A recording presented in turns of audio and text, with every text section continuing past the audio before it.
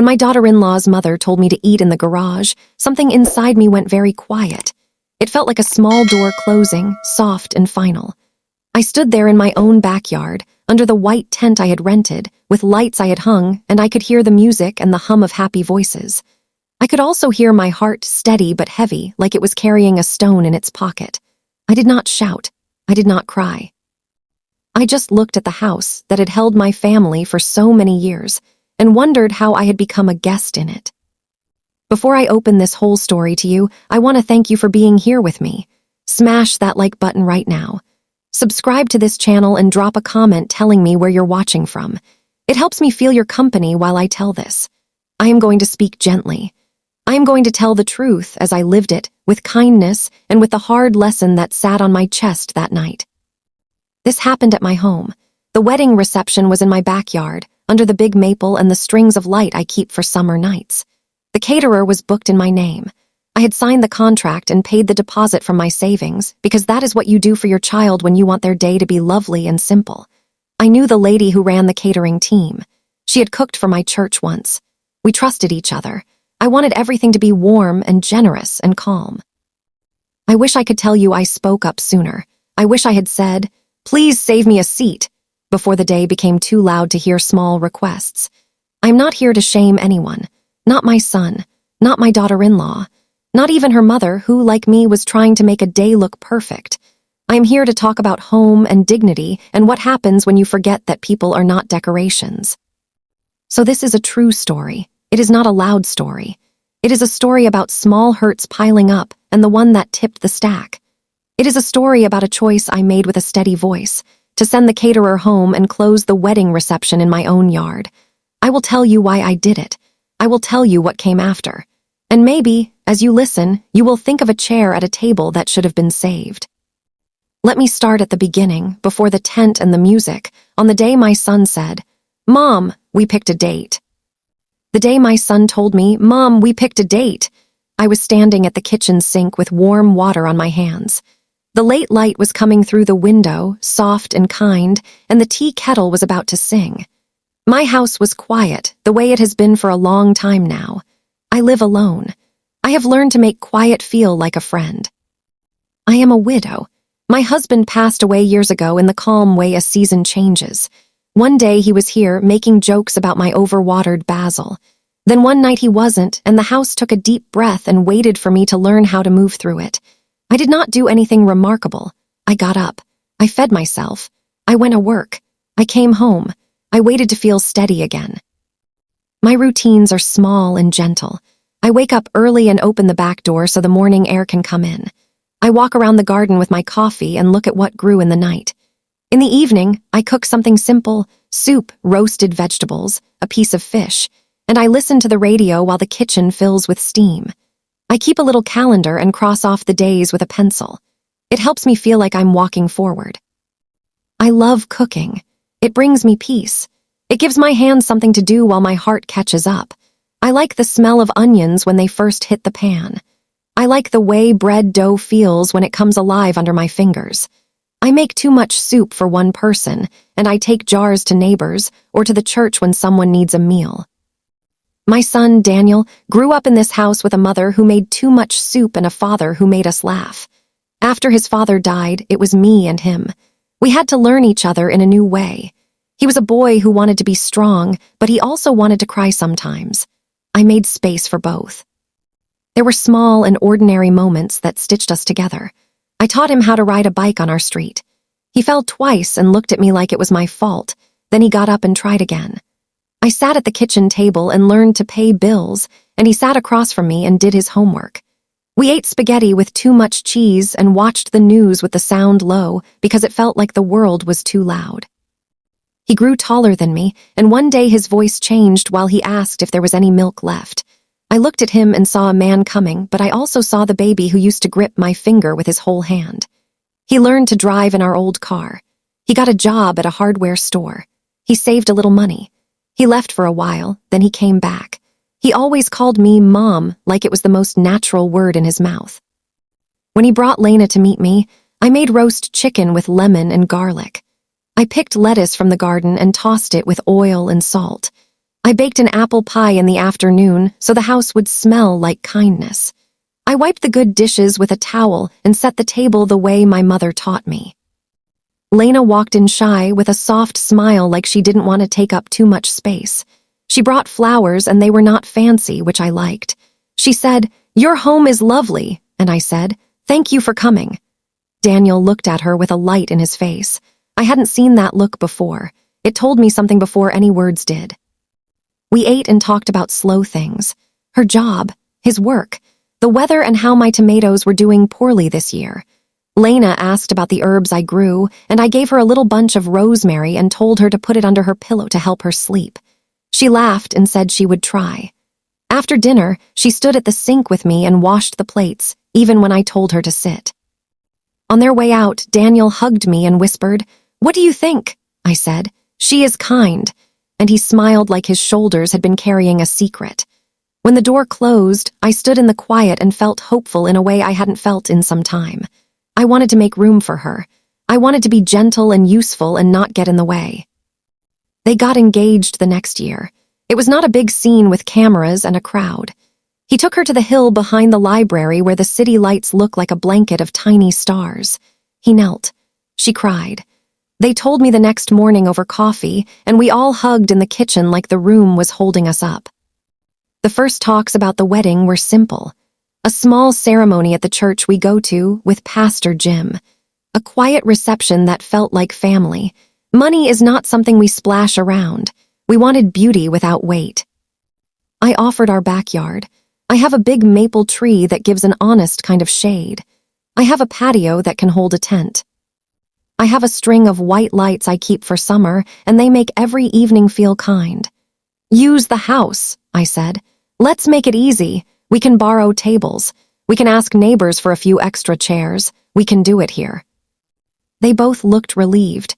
The numbers on their little budget notebook softened. We made a list of things we would need, and the list did not scare us. We could rent a tent. We could get simple white tablecloths.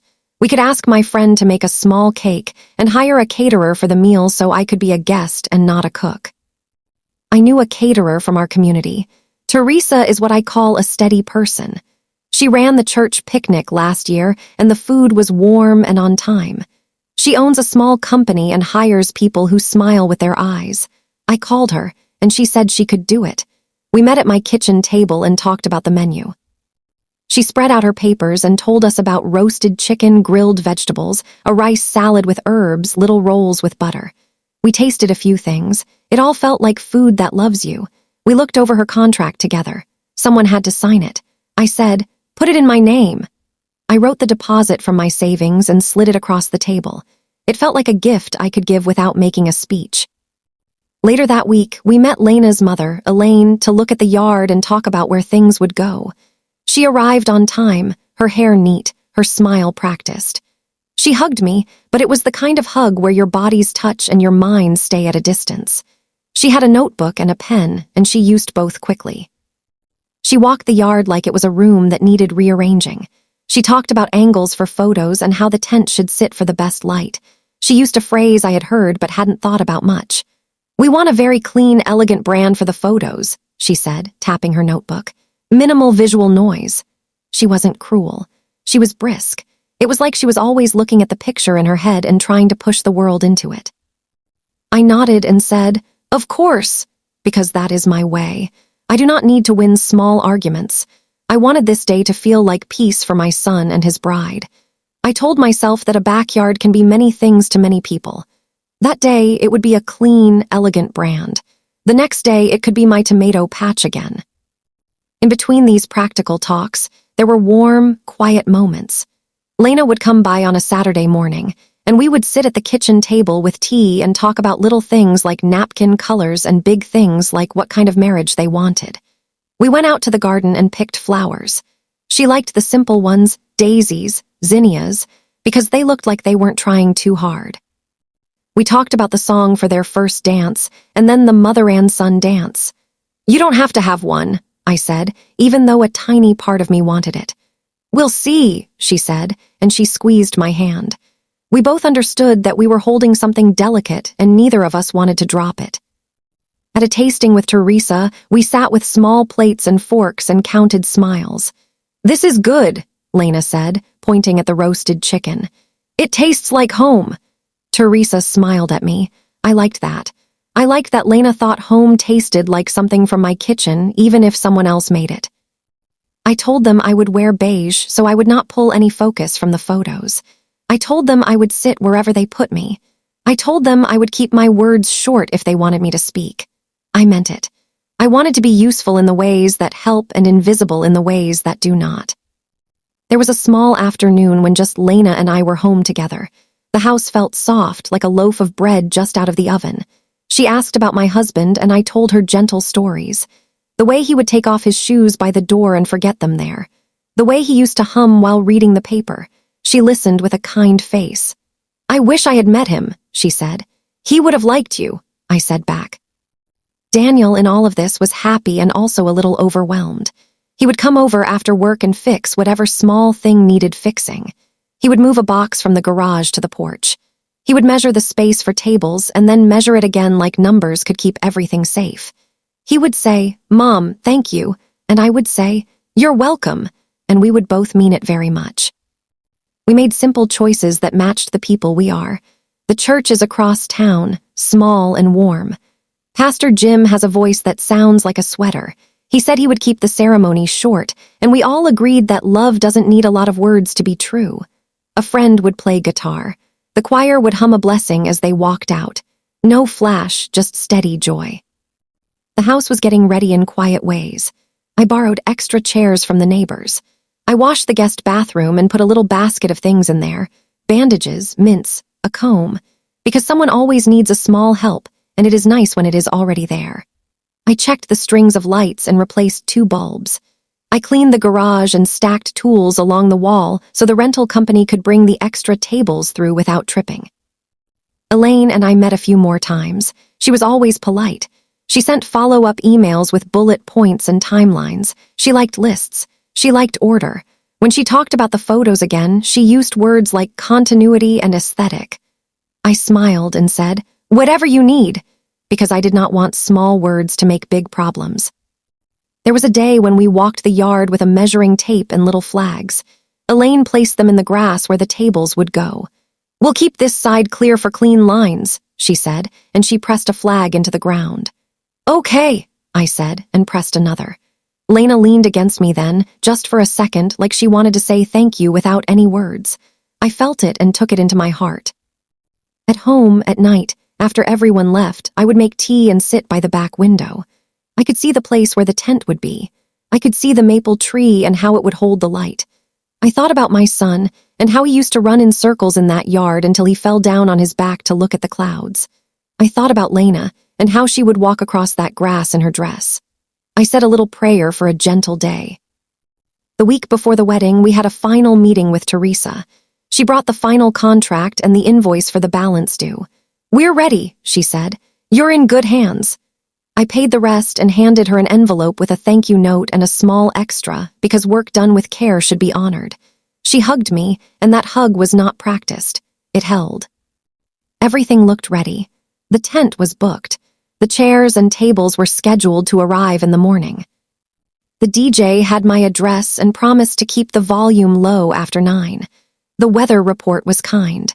There were lists on the fridge, and the boxes on the porch were labeled with neat handwriting. Everyone was breathing, and no one was running. That night I went to my closet and looked at the dress I had chosen. It was a soft beige, loose and simple. I hung a scarf next to it, just in case the evening got cool. My shoes were flat and comfortable. I put a little packet of tissues in my purse. I told myself, be kind, be steady, be small if you need to be. I fell asleep to the sound of the outside light humming. The yard was quiet. The house was quiet. My heart was not loud. I trusted the plan we had made together. I trusted the people I loved. I trusted myself to be the mother my son needed and the mother-in-law I hoped Lena could welcome, even if it took time.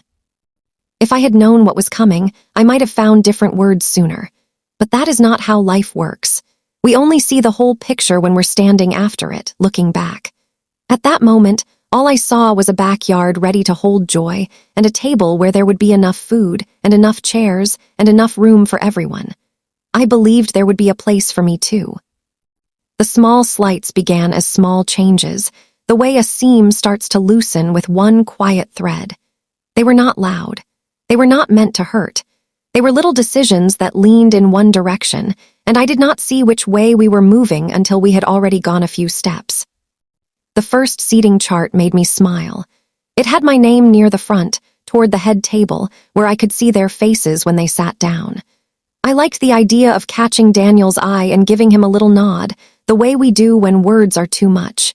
It felt right, like there was a seat where a mother belongs. A week later, another chart came through in an email. "We're adjusting for better flow," it said. My name had moved to a table by the tent wall. "We're trying to avoid crowding," the note added, with a small, smiling face at the end. I read the line twice. I told myself the wall was still inside the tent. I told myself flow was a real thing. I sent a reply that said, "Of course, whatever works best." I meant to sound helpful and calm. I closed my laptop and went to the sink and washed a bowl that was already clean. The water ran too long, and I realized I was watching it the way you watch rain, as if it had something to say. Another day, I suggested including 1 or 2 small dishes from my garden, not as the whole meal, just as a tiny touch of home. A tray of my roasted tomatoes, a bowl of cucumbers in yogurt and mint.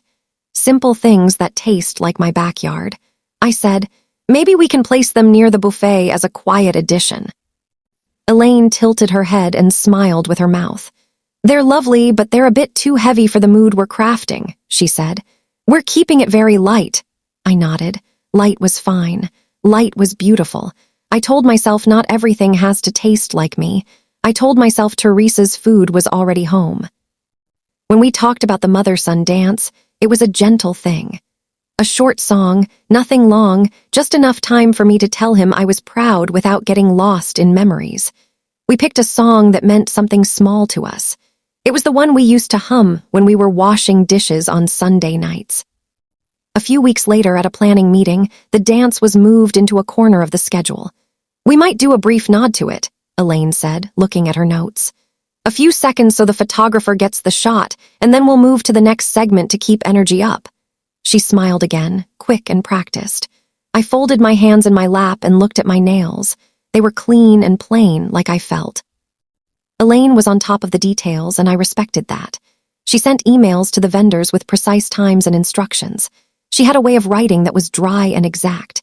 She called me by my first name in every line, not Mrs. or Mom, not even homeowner, just my first name, which began to feel like a label on a jar. "Mary, please confirm driveway access. Mary, please remove the wind chimes. Mary, do not turn on outdoor lights until after golden hour." She was not rude. She was cool. She set rules for my house and my yard as if they were a rented venue. Shoes off in the hallway to protect the bridal dress. No personal items in the main bathroom because of guest photos. No family near the kitchen once service begins to maintain back-of-house integrity. The words felt sharp next to the soft things in my home. I tried to be a partner and not a wall. I bought a basket for the shoes and placed it by the hallway. I made a sign for the bathroom asking guests to keep it tidy, and I tied a little ribbon to it so it would look like a choice and not a rule. I walked through my kitchen and imagined it as back of house. And then I put my favorite mug away so I wouldn't get sentimental about a place that would be working that night. Every time I felt a pinch, I tried to do something with my hands. I cut flowers and put them in jars. I ironed tablecloths. I swept the porch. The movement helped me breathe. It reminded me that loving a person sometimes means stepping to the side so their image can be clear. One night after another seating chart arrived, this one with my name moved even farther out to keep circulation open. I called Daniel. "Do you have a minute?" I asked. He did. He always does for me. He came by and sat at the kitchen table, his elbows on the wood, his eyes gentle. "I'm fine with changes," I said. "I know things need to move. I just want to check, do I still have a place near you, or is it better if I sit with the ants?" My voice was calm. It sounded calm to my own ears, like someone telling a story. He rubbed his forehead. "Mom, it's only a day," he said. "You know how these things go. There's a lot of moving parts.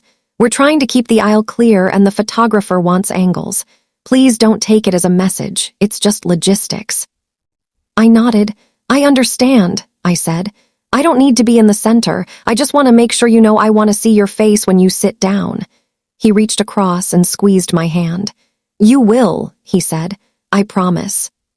I believed him because he is my son and because I wanted to believe him. I also felt something small and heavy slide a little lower in my chest. I made tea after he left and sat in the quiet.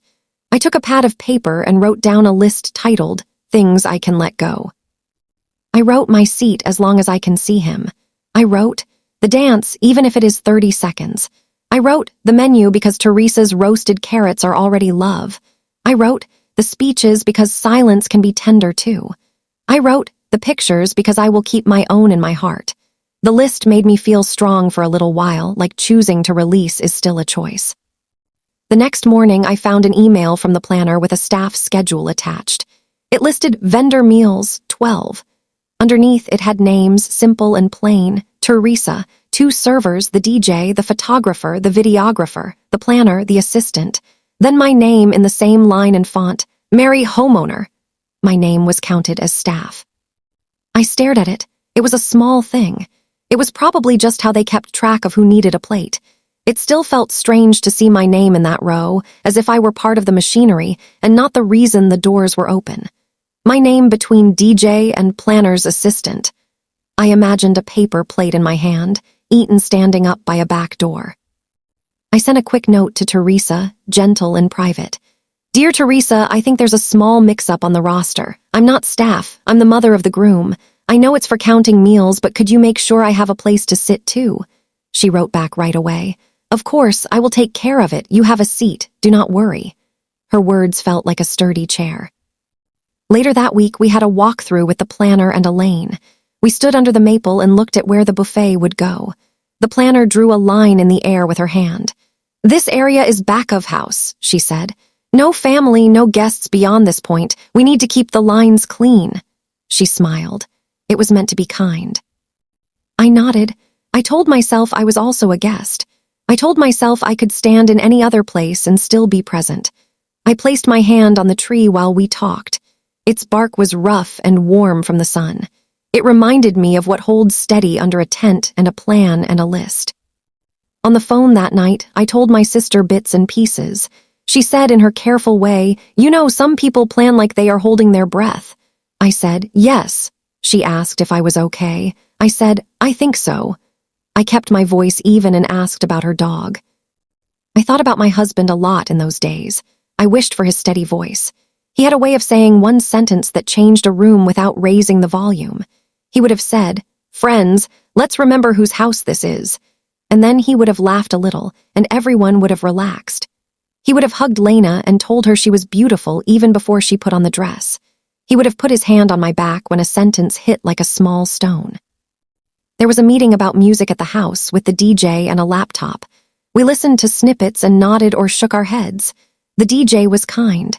He said he would keep things calm and warm the way we asked. He asked about the mother-son dance again. Elaine answered before I could. "We'll just do a quick moment for it," she said. "We don't want to lose momentum." The DJ looked at me. He was young and his eyes were soft. "What song?" he asked. I told him the title. He typed it into his list and put a star next to it. He did not say anything, but the star felt like a small respect. I thanked him. He nodded, simple and quiet. Emails kept arriving. I learned to take a breath before opening them. "Mary, please remove all magnets from the refrigerator door. They may appear in candid shots." "Mary, keep the curtains drawn until guests arrive to control light." "Mary, please do not water the grass the day before. Footprints photograph better on dry turf." It was my home, but it was also a set. I let it be both because I wanted peace. Lena came by with a bag of apples one afternoon. We sat and peeled them with little knives, letting the ribbons fall into a bowl. "Are you okay?" she asked, not looking up. I said yes, and then I said, "I miss choosing things." She put her hand on my arm. "After the wedding," she said, "we'll pick something together, just us, no cameras." I smiled at the apple in my hand. That promise tasted sweet. Another small change came with the escort cards. The planner showed me a sample, white, clean, a strip of ribbon. "We're using first names only," she said. "It's modern." I said, "Okay." Later, I thought about my company name for that night. Would my little card say Mary and sit on a table by the tent wall? I told myself names are just letters if your heart knows where you belong. Teresa came by with final notes. We stood in the kitchen and she went over the timing. Dinner at 6, plates cleared by 7, dessert at 7:15. She told me she would keep a plate aside for me just in case anything went wrong with the seating. "I'll put it at your place," she said. "You'll sit." She looked me in the eye when she said it, and it steadied me like a handrail. I tried talking to Daniel once more, just gently. We were in the driveway, both looking at the trunk of his car like it held answers. "If something feels unkind on the day," I said, "I might not notice it right away. I might feel it later. I'd like to keep a little pocket of time for the two of us to breathe." He said, "We will." He hugged me, long and warm. "It's only a day, Mom," he said again. "Then it's just our life." I nodded. "I'm proud of you," I said. He looked like a boy again for 1 second, and then he was a man again, and then he was both, because that is how it is with our children. They live in 2 times in our eyes. I went back inside and wiped the counter even though it was clean. The week before the wedding, another seating chart appeared in my inbox. It had a small note, "Final, final." My name was at a table with the neighbors. It was a kind table, a safe table. It was also far from the head table because the photographer needs room for the sweep. I traced the little boxes with my finger. Boxes on a screen do not feel like people. They make it easy to move a mother to the edge. I did not reply right away. I went outside and walked the yard slowly. I looked at the maple. I checked the lights again. I sat on the porch step where I used to sit when Daniel learned to ride a bike, ready to stand if he fell. The step felt the same under me. My heart felt different. I took out my list of things I can let go and read it again. I added, "The seat if it keeps peace." I underlined, "I will still be his mother." The planner sent another note about the timeline. It had arrows and boxes and words like grand entrance, cake moment, bouquet. It had the mother-son dance marked as MSD, nod. I stared at the word nod. It is a small word. It is a head tipping slightly. It is a courtesy, not a conversation. I closed my eyes and pictured 30 seconds where I held my son's hand. I told myself it would be enough. I told myself I could pour a lot into 30 seconds. A day later, Elaine and I were in the living room measuring where to place a table for gifts. She looked around and said, "We should remove the family photos from this wall for the day. Fewer distractions." I looked at the frames. Daniel as a boy with his missing front teeth. My husband holding a small fish and grinning. I nodded. "I'll take them down and put them in the bedroom," I said. I carried the frames carefully and placed them on my bed like they were taking a nap. When we finished, Elaine stood in the doorway and looked out at the yard. "It's going to be beautiful," she said. She did not sound unkind. She sounded like someone who had carried a heavy bag and put it down for a moment. I said, "Yes, it will." I wanted it as much as she did, maybe more. On the morning of the rehearsal, there was a small mix-up with delivery times. The rental company called me instead of the planner because the contract had my address. I answered and sorted it out. That afternoon, I got a note that said, "Mary, please direct any logistics to me," and it included a line, "Please do not engage with vendors." I sat with that sentence. I understood the need for a point person. It still felt strange to be told not to speak in my own driveway. I wrote back, "Of course, I will step back," and I meant it. I told myself stepping back is a form of love. I told myself my turn to step forward would come when the house was quiet again and someone needed soup or a ride or a listening ear. Weddings are not forever. Families are. At the church rehearsal, I felt a wide calm. Pastor Jim walked us through the steps with that sweater voice. The choir hummed a soft note. Lena's face relaxed when she stood at the front and saw how small the aisle looked when you were about to walk it. Daniel squeezed her hand. I exhaled. I thought, this is what matters. We went back to the house for a quick look at the tent as the sun was setting. It had been delivered and stood like a white sail in my yard. The lights were not on yet. It looked like a blank page. I liked it that way. It felt full of chance. We walked through it together. No one said the words "back of house." We just listened to the evening birds. The last email before the day had a final note about keeping family out of prep zones. It also reminded me to avoid entering the kitchen during service to prevent cross-traffic. I read it and laughed softly to myself. I never thought of my kitchen as an intersection. I pictured small stoplights for people with plates. The image made me smile, and the smile made the rule easier to swallow. That night, I pulled out the box where I had put the family photos. I chose one of Daniel and me on his high school graduation day. We are standing under the maple. He is in a cap. I am in a dress. Our faces are lit with a light that is not from a string or a bulb.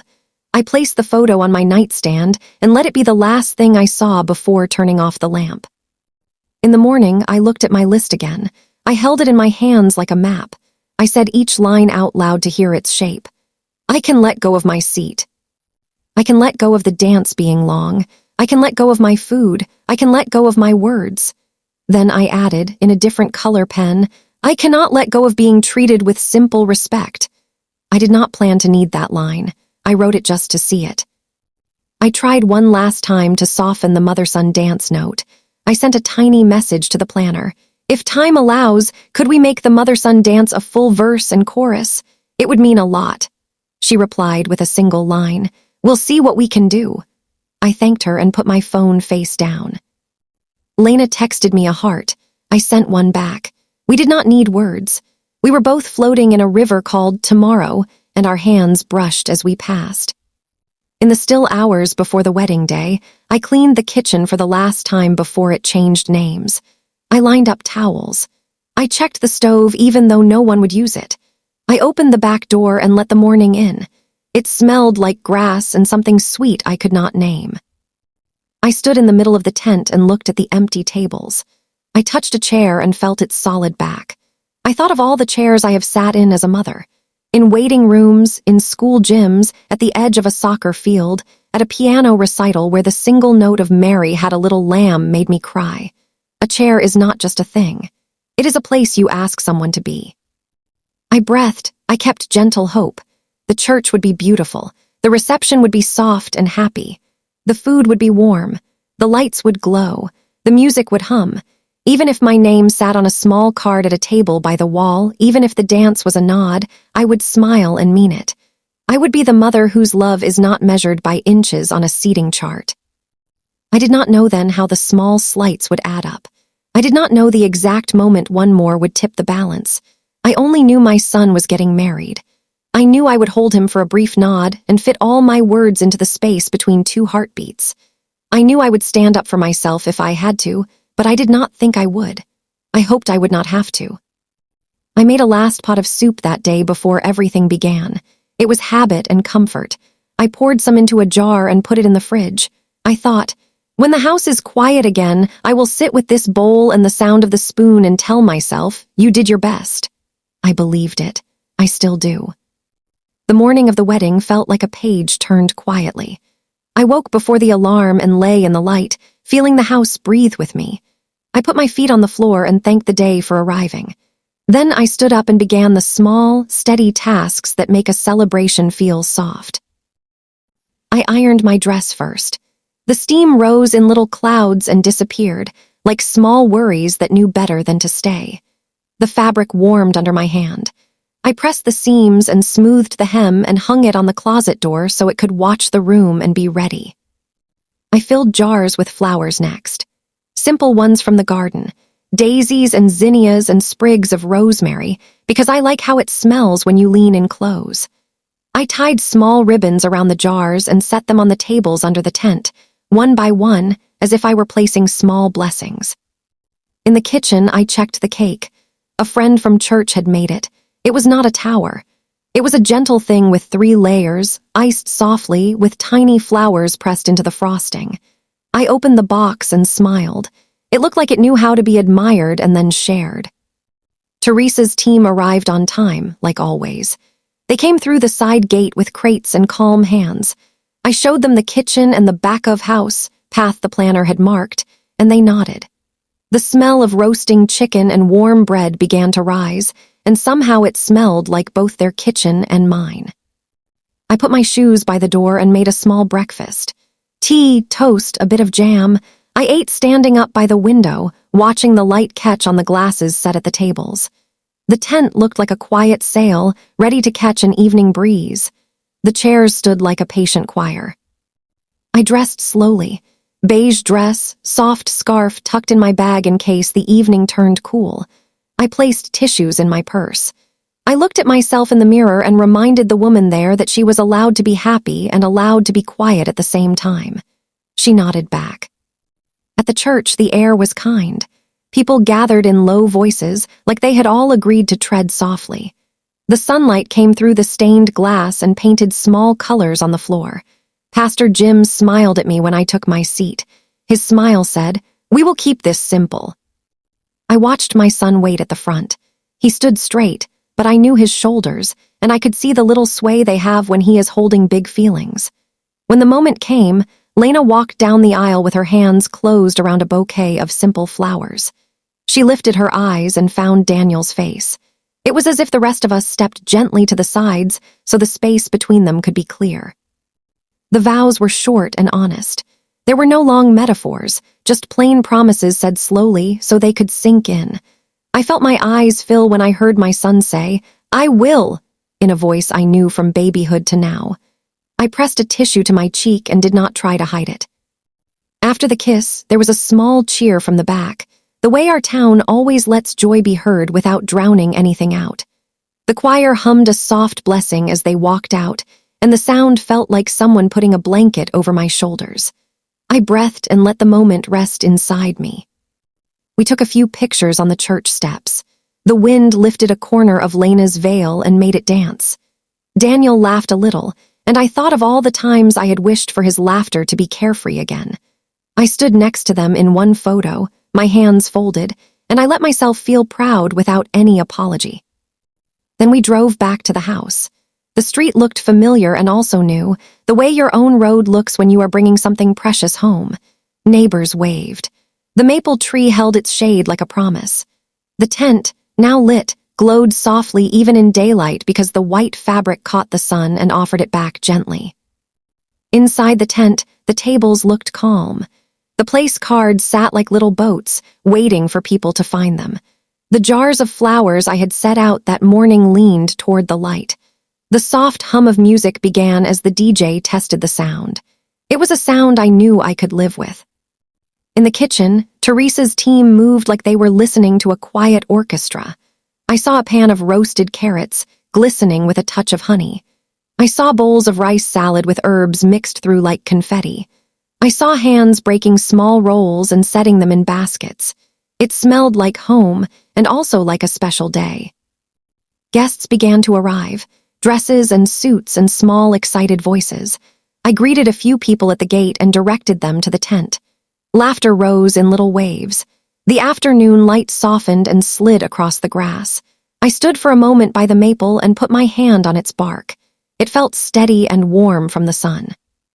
The planner and Elaine moved through the space with clipboards and intent.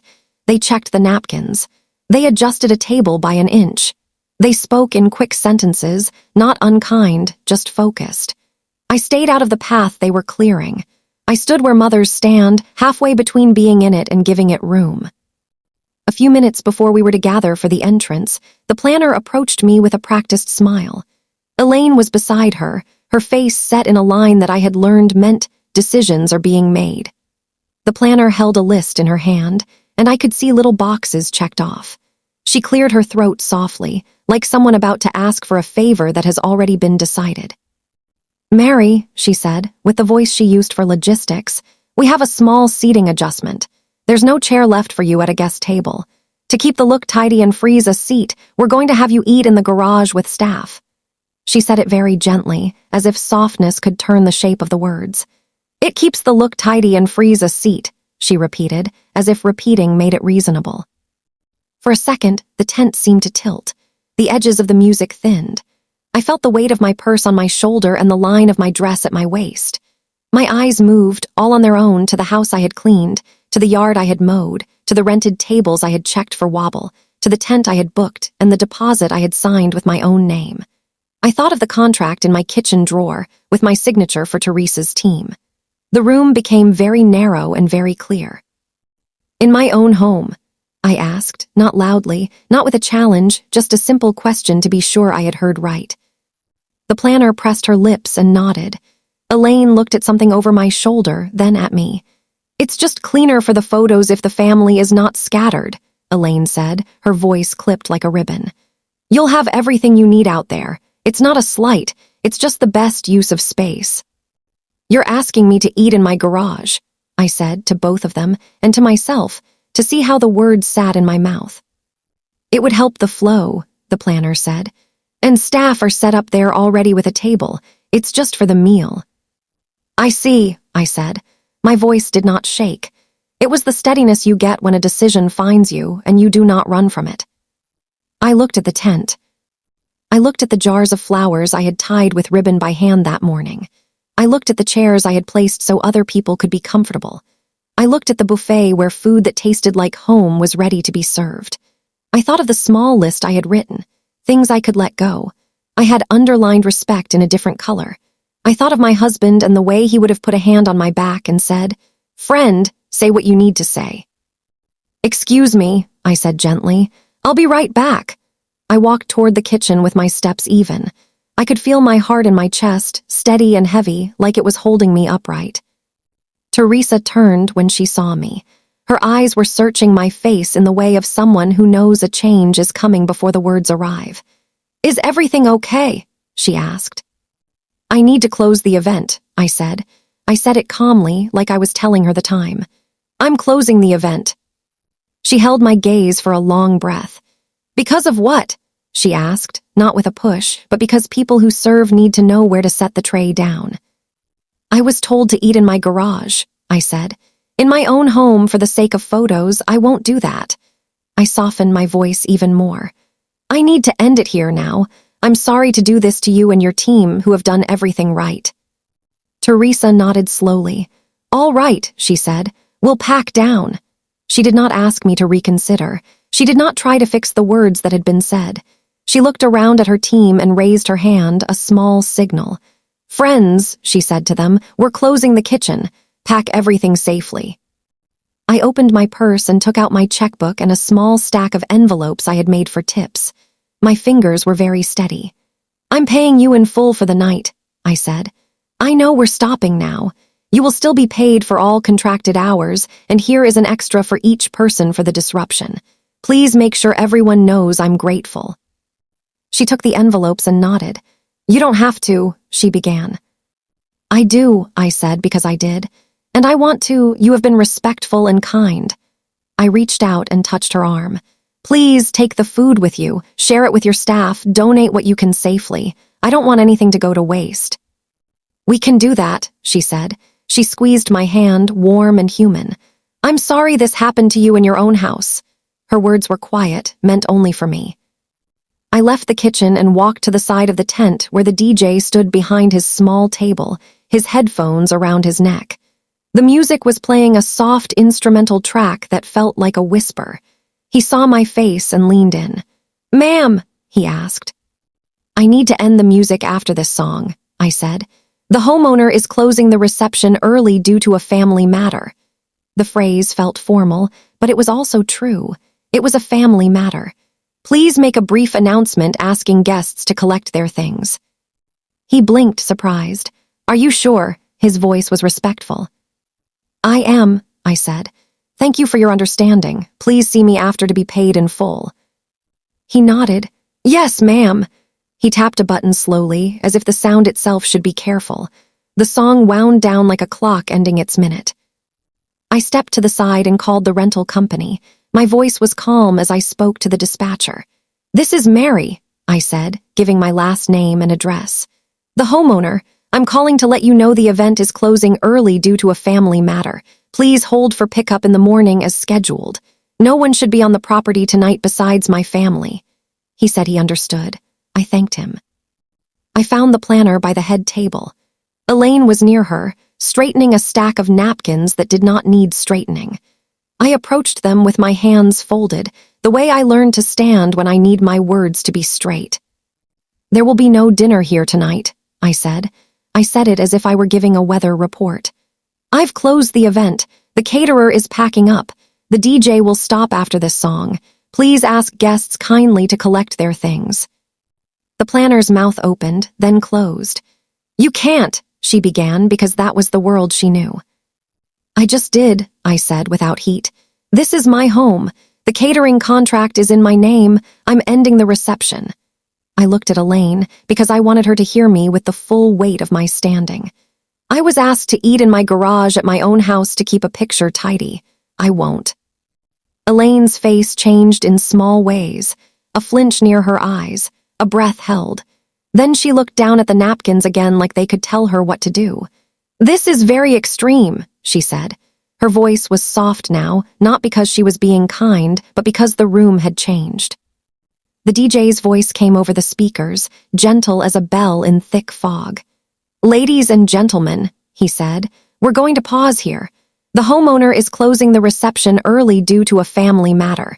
Please take a moment to collect your personal items. Thank you for your understanding. A hush fell, the kind that isn't silence yet. Then murmurs rose like a soft rain. Chairs shifted. Small questions were asked and answered with hands and shoulders. I stood, not hidden and not on a stage, at the edge of the tent. People who knew me caught my eye and saw what they needed to see. I let them see calm. Teresa's team moved with dignity. They wrapped trays. They secured lids. They carried boxes through the side gate. No one rushed. No one slammed. I watched them and felt grateful again that I had chosen steady people to be in my kitchen. A neighbor touched my arm. Do you need anything? She asked. No, I said. Thank you for being here. She nodded and stayed near for a minute, then drifted away like a leaf finding its way to the edge of a pond. I loved her for not asking for more. I saw a small cluster of relatives gather their bags and sweaters with confused faces. I went to them and spoke softly. Thank you for coming, I said. Please go home safely. We will speak soon. They hugged me in that awkward way people have when they want to do something larger, but know that large things are not for now. The music faded and then stopped. The lights in the tent felt brighter for a moment, exposed without the sound to carry them. Someone laughed, high and nervous. Someone else shushed them without me needing to. The maple tree stood above it all, indifferent and comforting. Then I saw my son. He was crossing the tent with Lena at his side. They moved as one, because that is what happens when you lock your fingers with someone. His face held both confusion and a tightness I knew from years when he tried to hold the world together. Lena's eyes were already wet. Mom, he said when he reached me, what's happening? He looked over my shoulder toward the kitchen, as if the answer were there on a tray. I took his hand. I used the touch of a mother who has started stories for him since he was a boy. I was told to eat in my garage, I said. I won't. I let the words sit there, small and full. Lena's hand went to her mouth. Who said that? She asked, her voice breaking at the edges. It was said to me by your planner with your mother beside her, I said. Maybe it was an idea spoken without thinking. Maybe it was the easy answer to a problem that should have been solved in a different way. It was still said. I kept my voice free of anything sharp. I wanted them to hear me, not my hurt. Daniel's eyes closed for a second. I saw him go back through all the small things I had said over the past months. He opened them again. Mom, he whispered, and it was the sound of both apology and disbelief trembling in one word. I'm sorry to make a public moment of this, I said. I wish I had spoken sooner. I should have spoken when the first chair moved and kept my seat with a gentle hand. But I am speaking now. There will be no dinner in my yard tonight. I took a breath. Come tomorrow. Come when the house is quiet. We will talk then. Not now. Now there is nothing good to say aloud. Lena nodded, tears slipping, not a flood, just 2 lines that knew where to go. Okay, she said. We'll come. She looked at me with something like pleading and something like understanding, and I felt for her truly. Weddings ask too much of young hearts. I love you both, I said. That has not changed. I squeezed Daniel's hand, then let it go. Make sure your guests get home, be gentle with yourselves, go somewhere small tonight, breathe. He looked at me like he was walking a rope, and I was the pole he had learned to hold. He nodded. Okay, he said. Then he turned and did what good people do when plans fall down. He went to talk to those who needed to hear a word from him. The planner approached me again, her breath a little quick now that control had slipped. "We could still salvage a small," she began. "No," I said kindly. "Not tonight." I could have said more, but more would have been about a history I didn't want to write in public. Elaine hovered at a distance. For a moment, she looked like a woman who had lost something she had been holding very tightly and wasn't sure if it was broken or just different. Our eyes met. I gave her a small nod, not of approval, not of triumph, just a recognition that we were two women who loved the same people and had made choices we would have to carry.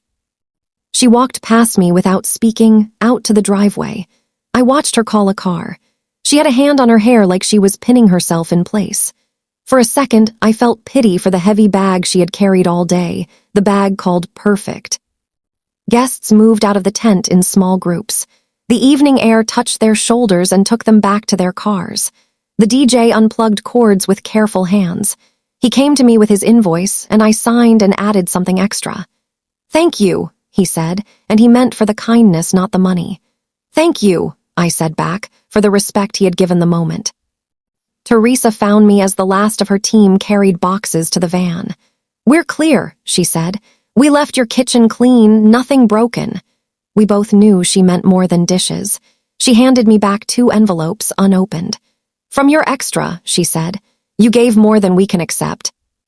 "Keep them," I said. "Share them as you see fit." I touched her arm again. "Drive safe." When the yard was nearly empty, I stepped into the tent one more time. The light looked different without people under it. The jars of flowers still leaned toward the glow. A napkin had fallen from a table and lay on the grass like a small surrender. I picked it up and folded it neatly and laid it on a chair. I walked to the garage and stood in the doorway. It was clean, tools in a row, a folding table set up with a pitcher of water and a stack of paper plates for staff. There was a simple kindness in that space, and also the echo of the words that had sent me here. I didn't step in. I stood at the line and honored the choice I had made. Back in the house, I sat on the bottom step of the stairs. The quiet came in layers. First the absence of music, then the soft talk of people leaving, then the sound of a car starting, then just the house, breathing with me again. I put my hand on the banister, the same wood Daniel used to slide his trucks along when he was small. A friend poked her head in the door and asked if I needed company. I shook my head and smiled. "Tomorrow," I said. "Thank you." She closed the door gently, as if it had become a sleeping child. I made tea with hands that remembered how to do it. I carried the cup to the back window and looked out at the tent. The maple's leaves moved in the evening air. The yard looked like itself again, even with the white shape in it. It looked like a place that could hold sadness without breaking. My phone buzzed with a message from Daniel. "We'll come at 10, it said. "We love you." I wrote back, "I love you. Rest." Then I set the phone down and let the quiet finish the hour. I thought about how the small slights had led to this, how many times I had chosen to step aside, how I had told myself that a chair is just a chair, and how, in the end, a chair is where you tell someone they belong. I did not feel rage. I felt a firm line paint itself where it should have been drawn early. As the last car left the street, I turned off the porch light. The house exhaled. I went to bed and lay on top of the covers with my eyes open, not chasing sleep, just letting the day be what it was. I had closed their wedding. I had not closed the door on us. That was the thought I put under my pillow like rosemary. It helped me rest. The next morning came like a slow tide. The house was very quiet. The tent still stood in the yard like a pale memory. On the kitchen counter, a few leftover jars of flowers leaned toward the window. Their petals were soft and a bit tired like me. I walked through each room touching small things. A napkin folded and left on a chair. A ribbon that had fallen under the table. A candle that hadn't been lit. The house held all of it without judgment. I put on the kettle and made tea. The sound of boiling water softened the edges of my thoughts. I opened the fridge and saw the jar of soup I had made the day before. I closed the door again. I was not hungry. At 10, I heard a car door close, footsteps on the path. I wiped my hands on a towel, even though they were dry, and went to the door. Daniel and Lena stood there, both with careful faces. We did not talk at first. We hugged in a quiet way. It was not a dramatic hold. It was a checking of hearts. "Come in," I said. "Sit with me." We sat at the kitchen table. I poured tea for them and for me. The sunlight came through the window in a clean beam, and the dust looked like tiny, slow stars. No one rushed to fill the silence. "I am sorry," I said. I looked at both of them, one after the other. "I know what I did last night was blunt. It was public. It was a hard line. You did not deserve to be embarrassed on your wedding day." Daniel opened his mouth, but I lifted a hand. "Let me say this, please," I said softly. He nodded and folded his hands. "I should have spoken sooner," I said. "I should have said something gentle when the first small hurt arrived, when the chair moved, when the dance was shortened, when the tone in the emails felt cold. I did not. I wanted peace. I thought I could carry it all. Then I was told to eat in my garage in my own home, and a gate came down in me." I took a breath and pressed my fingers around the warm cup. "It was not about food," I said. "It was about place. It was about being told I did not belong at the table I set. I could let go of many things. I cannot let go of simple respect in my own house." Lena put her hands flat on the table. Her eyes were already wet. "I am so sorry," she said in a small voice. "I am sorry for my part. I am sorry for not seeing the way you needed me to see." Daniel's face was raw with tiredness and love. "Mom," he said, "I'm sorry. I tried to make everyone happy. I kept saying it was only a day, and I thought that would cover it. I didn't listen when you told me the small things were real. I should have." I nodded. "I know you tried," I said. "I know your heart." Lena took a breath that shook a little. "I knew about the seat moving," she said. "I didn't like it. I told the planner to find a way to keep you closer, but I let it slide when she said the aisle needed space. I thought, we will make up for it in other ways. I did not know about the garage until she said it to you. I swear I did not know. If I had, I would have stopped it." I believed her. I could hear the truth in her voice. "Thank you for telling me," I said. "That helps." "I was afraid," Lena whispered. "I was afraid to stand up to the pressure. Everything felt fragile. Every choice felt like it would break something. I kept trying to be light.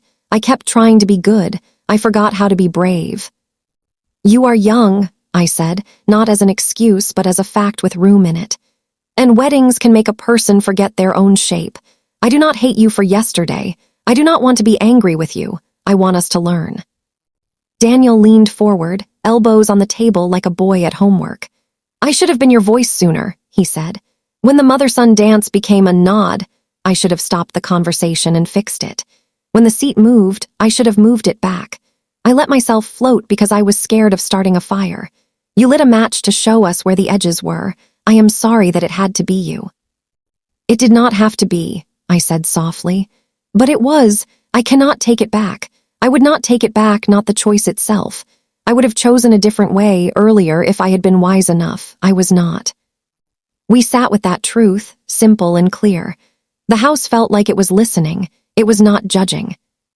Lena wiped her cheeks with the back of her hand. "My mother," she began, then stopped.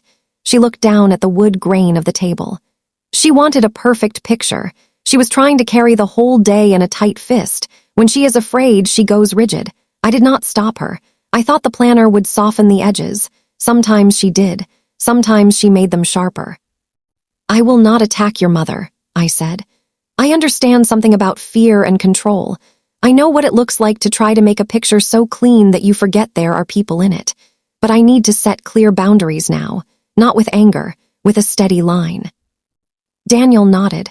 "Say them," he said. "We will keep them." "In my home," I said, "I am not staff. I am not back of house. I am the mother of the groom and the woman who keeps this place. If something is planned here again, decisions about this house will come through me. If there is a question about a chair for me, the answer is yes. There will be a chair." Lena nodded, tears still quiet on her face. "Yes," she said, "always." "If your mother would like to visit here," I said, "she will be welcomed with a whole heart if she can speak to me as family and not as a vendor. If she cannot do that yet, we can meet elsewhere. I will be polite. I will not be managed in my own kitchen." Daniel reached for my hand. "That is fair," he said. "It is more than fair." I squeezed his fingers and then let them go. I also want to say this, I continued. I know the way I ended the night cut you both. I am sorry for that cut. I cannot pretend it was a whisper. It was a bell. It rang and everyone heard it. I hope you can forgive me for the sound. Lena took my other hand. We can, she said. It will take time to forget the sting, but I already understand the reason. We sat in a small triangle of hands and cups. The window showed the maple tree, steady as always. A bird landed on a branch and shook it gently. The light moved a little on the table. What do we do now? Daniel asked. It was not a question of despair. It was a question of how to turn the page. I think we make a small supper, I said. Not a do-over wedding, not a performance. A simple evening where we feed the people we love and hold each other for real. We can do it at the community hall.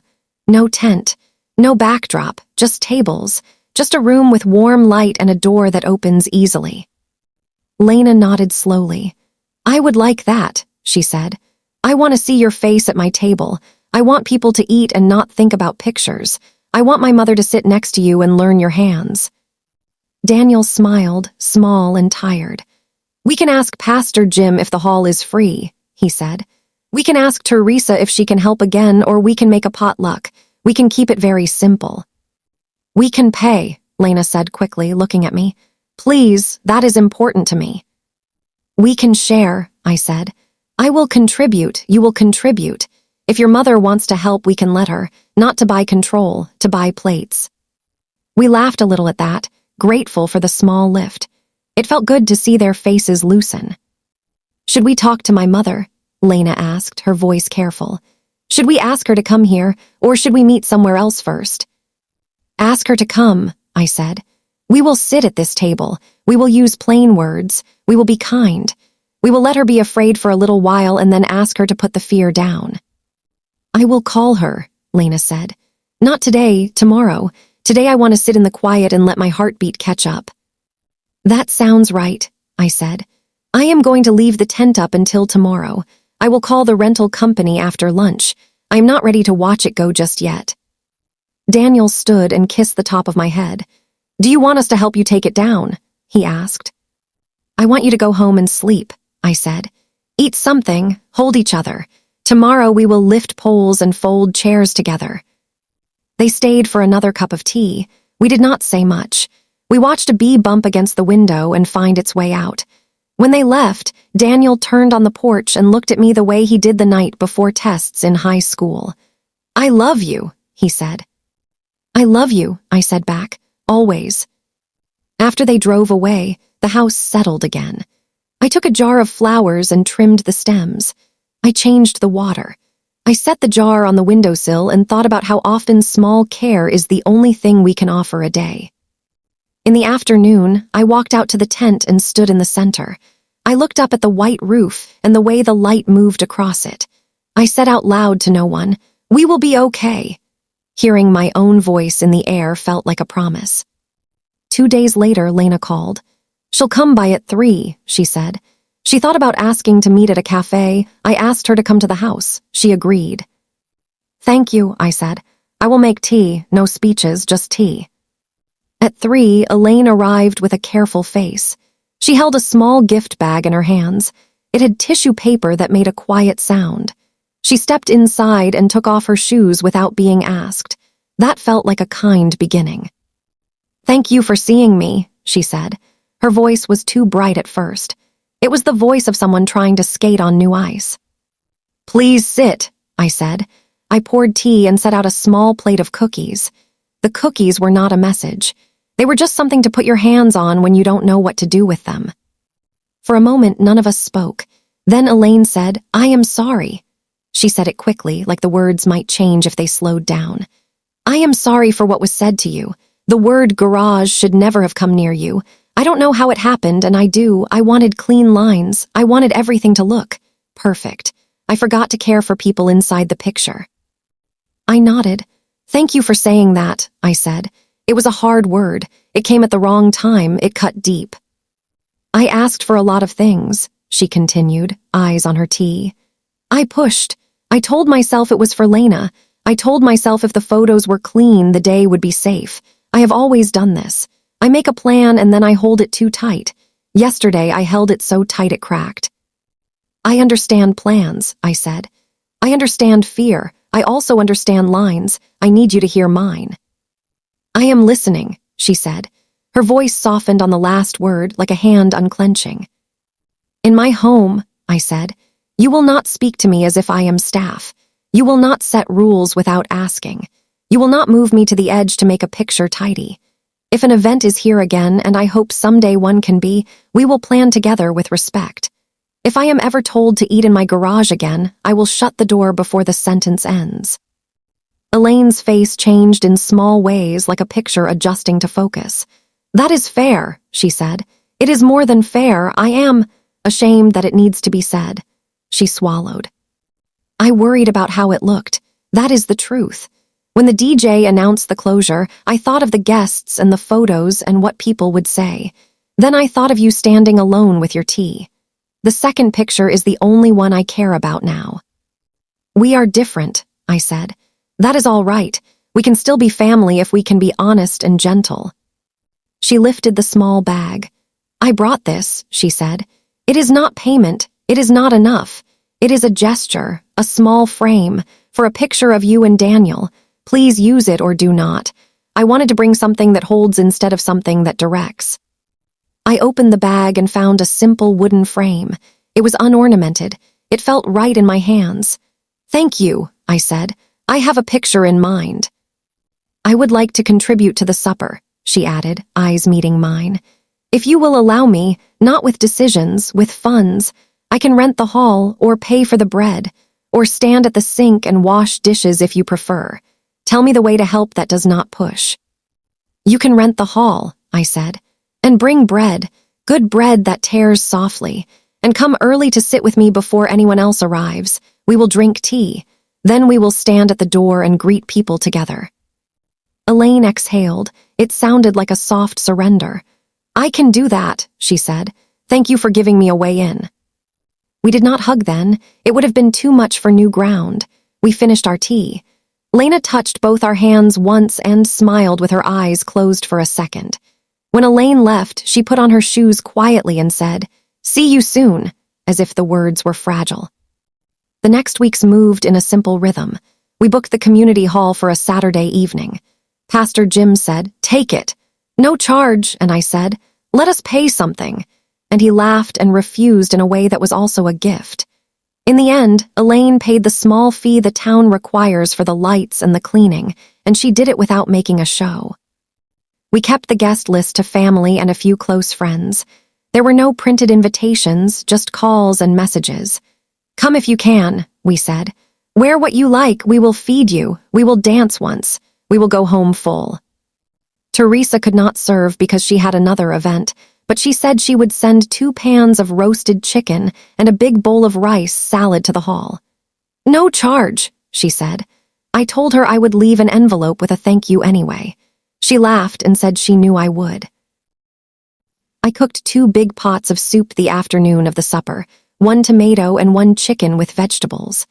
I did it because it is how I show love, and also because I wanted the room to smell like home. I did not plan to serve or to stand behind a counter. I ladled my soup into warmers and then I put on my dress and sat down. Elaine brought bread. It was good bread, just as we asked. She arrived early and we sat together in the empty hall for 15 minutes. We did not talk about the wedding. We talked about how the light looked on the floor. We talked about how Lena loved apples as a girl. It was small and real. Daniel and Lena came with a small playlist and a phone. The DJ sent a note with a link to a gentle mix he had made just for them. He said, "Play it if you like. If not, that is fine too." We played it. The songs felt like a hand on your back saying, "Keep going." People came. Coats were hung on a line near the door. Children ran in circles until their cheeks were pink. The tables were long and plain, covered in white paper. We put crayons in jars for little hands. The hall's old piano stood in the corner, a little out of tune, and no one minded. We ate. Soup went into bowls. Chicken and salad went onto plates. The bread tore in soft pieces and passed down the tables. Elaine sat next to me and asked if I wanted butter, and I said yes. She put it on my plate like a daughter. We were not new people. We were just trying again. No one announced anything at first. The room found its own rhythm. I watched Daniel eat and talk to his uncle. He laughed, easy now. Lena leaned toward a friend and told a story with her hands. I felt a lightness move through my shoulders like a stretch. After the plates were mostly empty, Daniel stood. He tapped his glass with a spoon and waited. When the small room gave him its eyes, he said, "Thank you for coming. We wanted to share a meal with our people, that is all." He looked at me. "Mom, can we have our dance?" I stood up. My knees were a little stiff, like always. He met me halfway between the tables and the piano.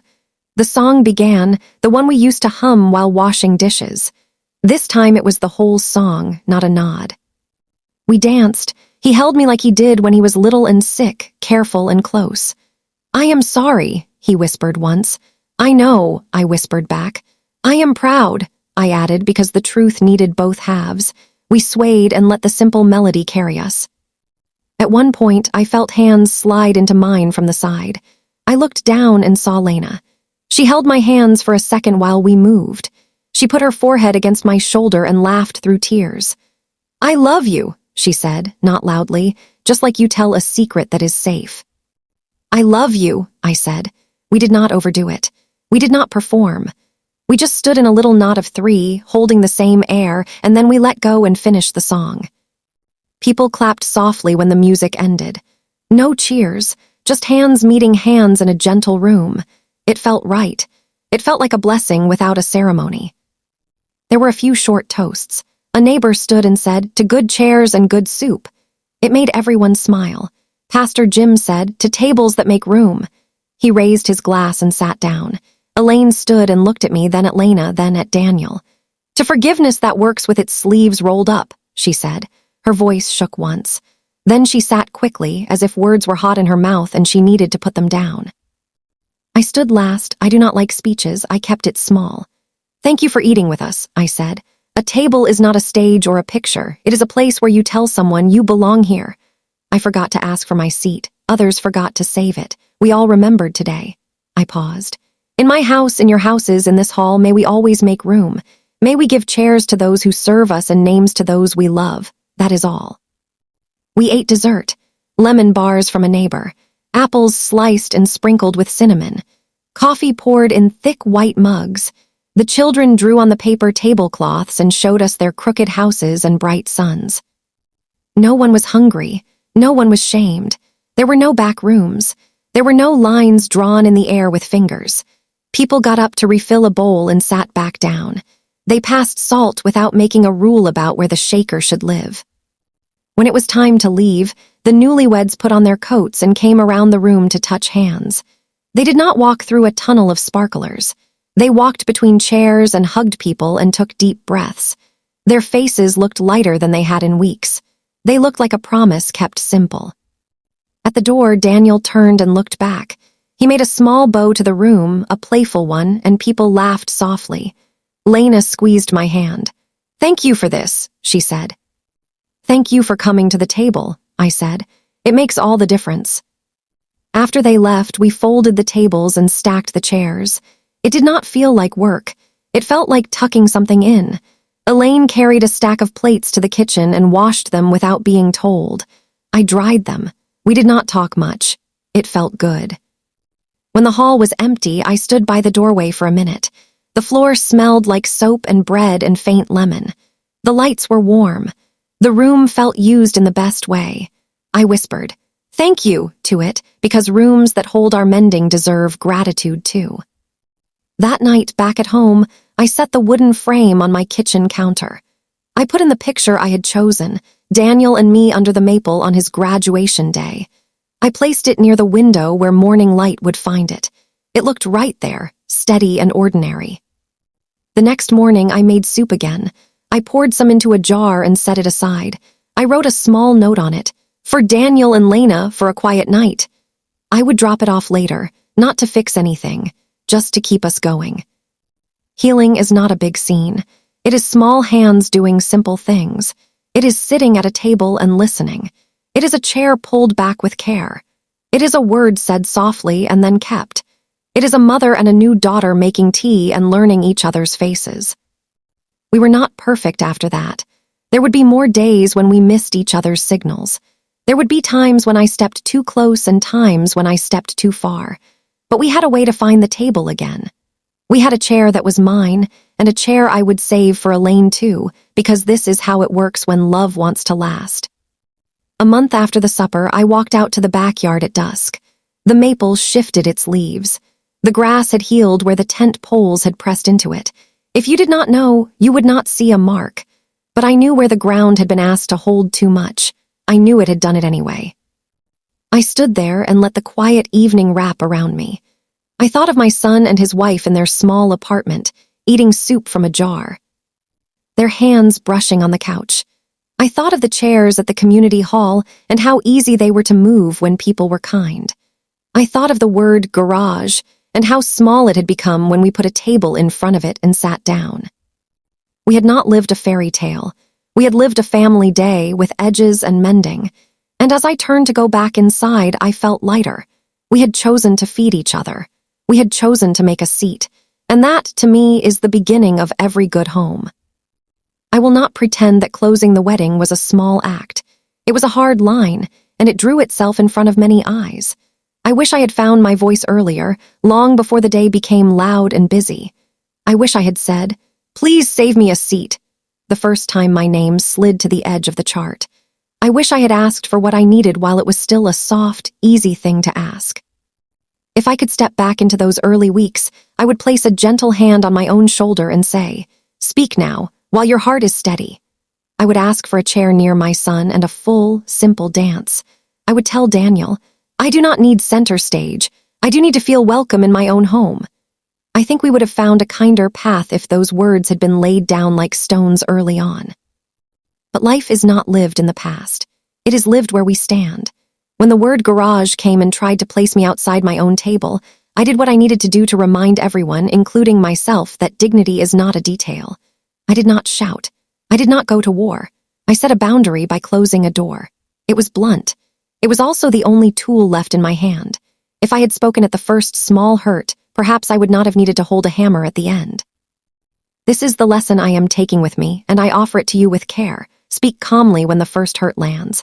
Set your boundary without drama and do it early when voices are still gentle and shoulders are still loose. You do not have to make a scene. You can draw a small circle and say, "This is where I stand."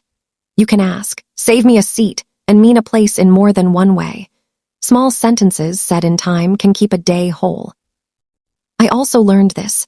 Honor and gratitude are not decorations. They are not created by matching linens or perfect light. They live in small choices that do not need a camera to prove them. They are in a chair pulled out for a mother. They are in a plate set down with eye contact and a smile. They are in calling someone by their name with love. They are in a kitchen where a favorite mug can stay on the counter because the mug belongs to the hands that live there. The word garage has shrunk for me. It used to feel like a heavy door.